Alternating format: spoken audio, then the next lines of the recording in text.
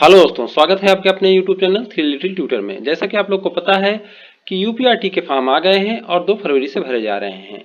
लेकिन फॉर्म भरने में बहुत सारी दिक्कत हो रही थी, बहुत सारी परेशानी हो रही थी। बहुत सारे लोगों को ये समझने में दिक्कत हो रही है कि कौन सा डॉक्यूमेंट किस नाम का रहेगा, कौन सा डॉक्यूमेंट अपलोड करें, दूसरे वार्ड में चुन सकते हैं कि नहीं चुन सकते हैं। बहुत सारी दिक्कतों के साथ मैं ये वीडियो फिर लेकर आया हूं ताकि आपको अच्छे से समझ में आए फॉर्म कैसे भरें, क्या चुने क्या नहीं चुने, अलाभित समूह में कौन जा सकता है, दुर्बल वर्ग में कौन जा सकता है। ये सारे बहुत सारे प्रश्न थे। तो ये वीडियो बनाने का मेरा मकसद यही है कि आपको क्लियर और सही जानकारी दी जा सके। तो चलिए वीडियो स्टार्ट करते हैं और चलते हैं यूपीआरटी की ऑफिशियल वेबसाइट पर और देखते हैं कि फॉर्म कैसे भरना है। तो जैसे कि आप देख रहे हैं, ये यूपीआरटी की ऑफिशियल वेबसाइट है। यहीं से फॉर्म भरे जा रहे हैं। वेबसाइट इस बार चेंज हो गई है और इसका लुक भी बदल गया है। तो यहाँ ऊपर में देखेंगे तो ऑप्शन आएगा ऑनलाइन एप्लीकेशन स्टूडेंट लॉगिन, इसी पे क्लिक करना है। जैसे हम इस पे क्लिक करेंगे तो एक इस टाइप का पेज खुलेगा जिसमें न्यू स्टूडेंट रजिस्ट्रेशन पर हमको चलना है। इसमें क्या है, इसमें अगर आप फॉर्म भर चुके हैं तो अपने फॉर्म का स्टेटस जान सकते हैं रजिस्ट्रेशन नंबर और मोबाइल नंबर देकर। तो हम चलेंगे न्यू स्टूडेंट रजिस्ट्रेशन पर। जैसे हम इस पर क्लिक करेंगे तो एक नोट आएगा जिसमें बताया गया है कि फॉर्म को इंग्लिश में ही भरना है और जो भी डॉक्यूमेंट या फोटो आपको अपलोड करना है वो इमेज के रूप में होना चाहिए, यानी फोटो खींची हुई होना चाहिए, जिसका फॉर्मेट होता है जेपीईजी या जेपीजी फॉर्मेट, और वह 30 केबी से अधिक और 100 केबी से कम होना चाहिए। दूसरी जो महत्वपूर्ण बात बताई गई है इसमें वो ये है कि कृपया आवेदन में दस्तावेज के रूप में आधार कार्ड की छायाप्रति अपलोड न करें, यानी आधार कार्ड का फोटो कॉपी मान्य नहीं है, आधार कार्ड दस्तावेज के रूप में मान्य नहीं है, इसका यह भी मतलब निकल रहा है। उसके बाद है दुर्बल वर्ग एवं अलाभित समूह की पात्रता। यहाँ शासनादेश है जिसे आप देख सकते हैं। फिर एक ये बताया गया है कि आधार संख्या से अधिकतम 3 बार ही आवेदन का प्रयास किया जा सकता है। 3 से अधिक बार प्रयास करने पर रजिस्ट्रेशन संभव नहीं हो पाएगा। तो इन बातों को आपको ध्यान रखना है और आगे चल के हमें फॉर्म भरना है। तो फॉर्म भरने के लिए हमको सबसे पहले डिस्ट्रिक्ट चुनना है। तो कोई भी डिस्ट्रिक्ट चुन लीजिए जो आपका डिस्ट्रिक्ट हो। फिर आपको रूरल या अर्बन चुनना है। फिर आपको अपना एरिया चुनना है। फिर हम वार्ड चयन करेंगे। उसके बाद यहाँ बच्चे का नाम डालेंगे। यहाँ बच्चे के फादर या मदर या गार्जियन का नाम डालेंगे। नाम आपको इंग्लिश में ही डालना है और जैसा स्पेलिंग उनके डॉक्यूमेंट में है, यानी आधार कार्ड में है या डेट ऑफ बर्थ में है, उस टाइप का ही डालना है। उसके बाद यहाँ बच्चे का जेंडर सिलेक्ट करेंगे कि बच्चा मेल है फीमेल है, जो भी है उसको सिलेक्ट करना है। फिर यहाँ डेट ऑफ बर्थ डालेंगे। डेट ऑफ बर्थ आपको सही फॉर्मेट में डालना है, यानी पहले दिन को डालना है जो तारीख होती है, फिर मंथ को, फिर ईयर को डालना है। डेट ऑफ बर्थ में डाल के आपको दिखा देता हूँ, क्योंकि डेट ऑफ बर्थ डालने से ही आपके बच्चे को क्लास अलॉट होता है। तो जो डेट ऑफ बर्थ डालेंगे उसके हिसाब से क्लास ऑटोमेटिक अलॉट हो जाएगी। मैं करके आपको दिखा दे रहा हूँ। जैसे 22 का अगर है जन्मतिथि तो नर्सरी आएगा, वहीं 21 का है तो एलकेजी आएगा, वहीं अगर ये 20 का है तो यूकेजी आएगा, और वहीं अगर ये 19 का है तब क्लास 1 आएगा। तो इसको आपको भरना नहीं है, ये ऑटोमेटिक लेगा। अब बहुत सारे माता पिता का ये भी कमेंट आ रहा था कि वो जब जा रहे हैं स्कूल चुनने तो उनको स्कूल में सीट ही नहीं दिखा रहा है। तो ये भी कारण हो सकता है कि आप जो डेट ऑफ बर्थ डाले हैं उसके हिसाब से कोई क्लास ऑटोमेटिक चूज हुआ है और आपके वार्ड में स्कूल तो है, वो आरटी से मैप्ड भी है, लेकिन हो सकता है उसमें क्लास 1 की सीट ना हो या जिस क्लास के लिए आपका बच्चा एलिजिबल है उसके लिए सीट ना हो। तो ये भी कारण हो सकते हैं। उसके बाद हम कैटेगरी सिलेक्ट करेंगे। इसमें मुख्य रूप से 2 कैटेगरी है, अलाभित समूह और दुर्बल वर्ग। अलाभित समूह में कौन कौन आते हैं, तो अलाभित समूह में आते हैं एससी, एसटी, ओबीसी या निःशक्त या दिव्यांग बच्चा, एचआईवी अथवा कैंसर पीड़ित माता पिता या अभिभावक का बच्चा, अनाथ बच्चा। तो इनमें से अगर कुछ भी आपके ऊपर लागू होता है या इन आधार पर आप आरटी का फॉर्म भर रहे हैं तो पहले आपको 10 नंबर में अलाभित समूह चुनना है। फिर सब कैटेगरी में इसमें से अपना सब कैटेगरी चुन लेना है। इसमें जैसे ही आप अनुसूचित जाति चुनेंगे तो आपको तहसीलदार द्वारा जारी निर्गत प्रमाण पत्र देना पड़ेगा। इसी तरीके से अनुसूचित जाति के लिए भी और इसी तरीके से सामाजिक और शैक्षिक रूप से पिछड़ा वर्ग यानी ओबीसी के लिए भी आपको देना पड़ेगा। लेकिन यदि आप निःशक्त बच्चा चुनते हैं तो उसके लिए ये प्रमाण पत्र बदल जाता है। उसके लिए मुख्य चिकित्सा अधिकारी द्वारा निर्गत चिकित्सा प्रमाण पत्र देना होगा। और HIV अथवा कैंसर पीड़ित माता पिता के लिए भी वही रहेगा, लेकिन अनाथ बच्चा के लिए फिर से प्रमाण पत्र बदल जाता है और उसके लिए जो प्रमाण पत्र है वह सक्षम स्तर से निर्गत प्रमाण पत्र देना पड़ेगा। यानी अगर वह अनाथ है तो किसी अनाथालय जो मान्यता प्राप्त हो वहां से प्रमाण पत्र या जिला स्तर से प्रमाण पत्र होना चाहिए। उसके बाद यहाँ आपको सर्टिफिकेट नंबर डालना पड़ेगा। अब इसी तरीके से हम देखते हैं कि अगर दुर्बल वर्ग चुनेंगे तो क्या होता है। अगर हम दुर्बल वर्ग चुनते हैं तो उसमें सब कैटेगरी में आते हैं जिसके माता पिता या संरक्षक की अधिकतम वार्षिक आय 1 लाख तक हो, जिसके माता पिता या संरक्षक दिव्यांगता, वृद्धावस्था या विधवा पेंशन प्राप्त करता हो, जिसके माता पिता या संरक्षक सक्षम पदाधिकारी द्वारा निर्गत गरीबी रेखा के नीचे के कार्ड धारक यानी अंत्योदय कार्ड धारक हों।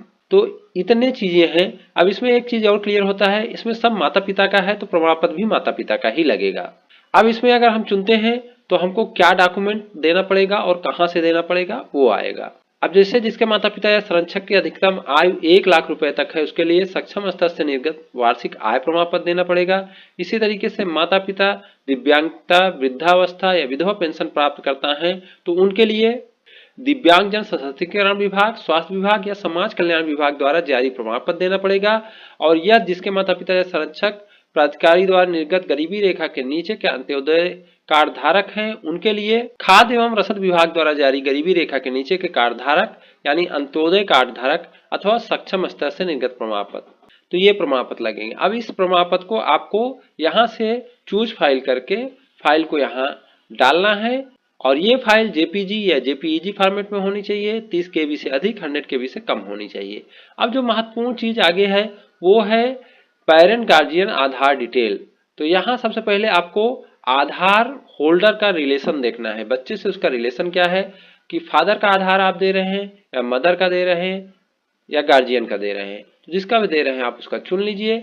उसके बाद आधार holder name as per in the Aadhaar card, यहाँ आपको नाम सेम वैसे डालना है जैसे आधार कार्ड में है, स्पेलिंग देख के डालना है, अंग्रेजी में ही डालना है। आधार होल्डर जेंडर डाल सकते हैं। उसके बाद यहाँ आधार नंबर डालना है। इतना चीज करने के बाद आपको यहाँ घोषणा पर क्लिक कर देना है। उसके बाद आपको यहाँ कैप्चा कोड डालकर रजिस्टर कर देना है। अगर कोई बच्चा जुड़वा है तो यहाँ जुड़वा पर भी क्लिक कर देना है, अगर नहीं है तो यहाँ क्लिक नहीं करना है। तो चलिए मैं यहाँ कैप्चा डाल के और बाकी फॉर्मेलिटी अदा करके फिर मैं यहाँ रजिस्टर करके अगले स्टेप पर आपको लेकर आता हूँ। तो इस तरीके से आपका रजिस्ट्रेशन हो जाएगा और आपके सामने पूरा पेज खुल के आएगा। इसमें आपको पूरा डिटेल रहेगा। एक बार अच्छे से आपको ये डिटेल चेक करना है कि आपने जो डिटेल भरा था वो सही है कि नहीं है। अगर सब कुछ सही है तो आपको कंप्लीट द फॉर्म पे क्लिक करके आगे बढ़ना है। जैसे ही हम कंप्लीट द फॉर्म पर क्लिक करेंगे तो हमारे सामने एक नया पेज खुलेगा जिसमें बहुत सारी जानकारी मांगी जाती है। जैसे इसमें फादर का नाम आपको ऐसे ही भरना है जैसे डॉक्यूमेंट में है। मदर का नाम भी सेम वैसे भरना है जैसे डॉक्यूमेंट में है, जैसे आधार कार्ड में है। और उसके बाद अल्टरनेट मोबाइल नंबर, अगर आप देना चाहें तो अल्टरनेट मोबाइल नंबर एक और दे दीजिए।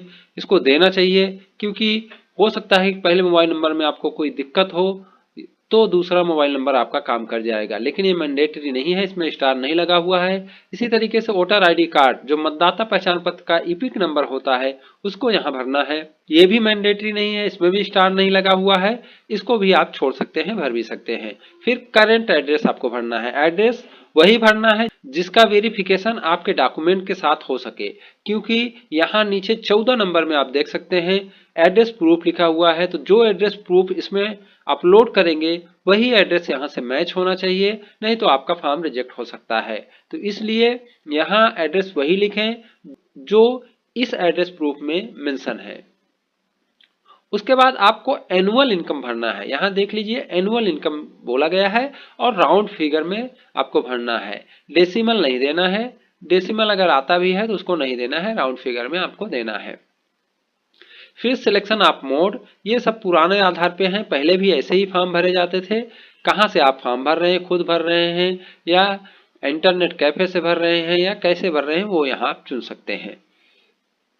तो ये भाग हो गया पेरेंट और गार्जियन डिटेल का, इस तरीके से आपको भर लेना है। फिर है parent and guardian Aadhaar seeded bank account detail, ये नया सेक्शन है, इस बार ये नया चीज मांगा जा रहा है जिसमें आपको बैंक अकाउंट होल्डर का रिलेशन देना है, किसका बैंक अकाउंट है, माता का है, पिता का है या गार्जियन का है।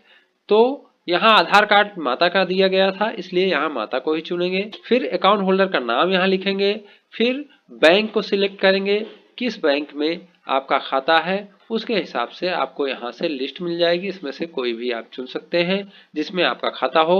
फिर आधार सीडेड बैंक अकाउंट का नंबर आपको यहाँ डालना है, फिर IFSC कोड डालना है, फिर ये कॉलम भी आपका पूरा हो जाएगा। इसमें देख सकते हैं इस सेक्शन में सभी में स्टार लगा है, यानी सबको आपको भरना है। फिर हम पहुंचेंगे डॉक्यूमेंट सेक्शन में, तो इसमें कौन कौन सा डॉक्यूमेंट आपको अपलोड करना है वो बताया गया है। तो जैसे 13 नंबर को देखते हैं, इसको चुन नहीं सकते क्योंकि ये पहले रजिस्ट्रेशन में चुना गया है, इसलिए यही रहेगा, इसको चेंज नहीं कर सकते।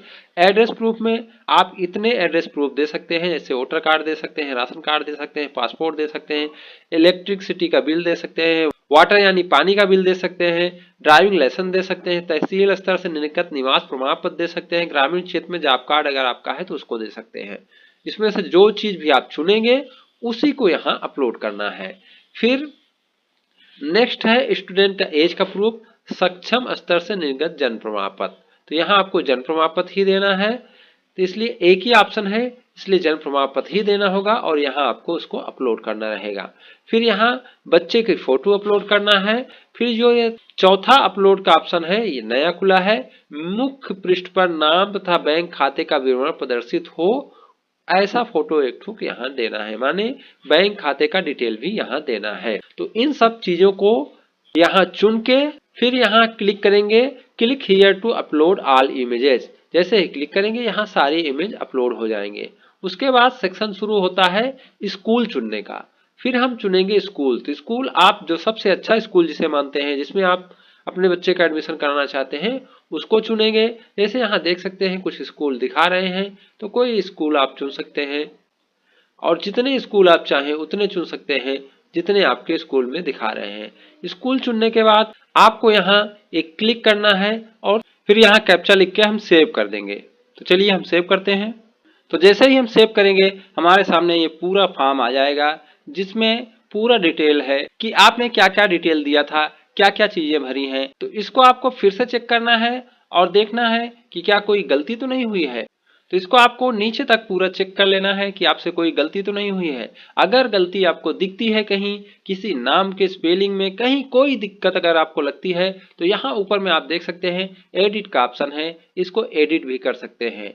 लेकिन अगर सब कुछ ठीक है तो यहाँ लॉक एंड फाइनल प्रिंट पर आपको क्लिक करना है। जैसे ही आप यहाँ लॉक एंड फाइनल प्रिंट पर क्लिक करेंगे, ये फॉर्म लॉक हो जाएगा और ये बेसिक शिक्षा विभाग उत्तर प्रदेश को चला जाएगा। इसको फिर से आप कुछ नहीं कर सकते, एडिट या और कुछ नहीं कर सकते हैं। तो इस तरीके से फॉर्म आपका कंप्लीट हो गया है। अगर कोई दिक्कत नहीं है तो लॉक एंड फाइनल प्रिंट करें। अगर आपको कोई दिक्कत लगती है तो एडिट पर क्लिक करके फिर से फॉर्म भर के फिर से सेव करके फिर आके तब लॉक एंड फाइनल प्रिंट करना है। तो उम्मीद करता हूं कि आपको अब समझ में आ गया होगा कि फॉर्म कैसे भरना है, उसमें क्या दिक्कत हो रही थी। अभी दिक्कत नहीं हो रही है। शाम के समय कुछ दिक्कत मुझे लग रही थी, शाम के समय फॉर्म ना भरे, थोड़ा सुबह भरे, दोपहर में भरे या थोड़ा लेट नाइट में भरे, ताकि आपको कोई दिक्कत ना हो। इसी उम्मीद के साथ वीडियो समाप्त करता हूं। अगर ये वीडियो आपको अच्छा लगे तो इसे लाइक एंड शेयर करें और हमारे चैनल को सब्सक्राइब भी करें। Thank you for watching.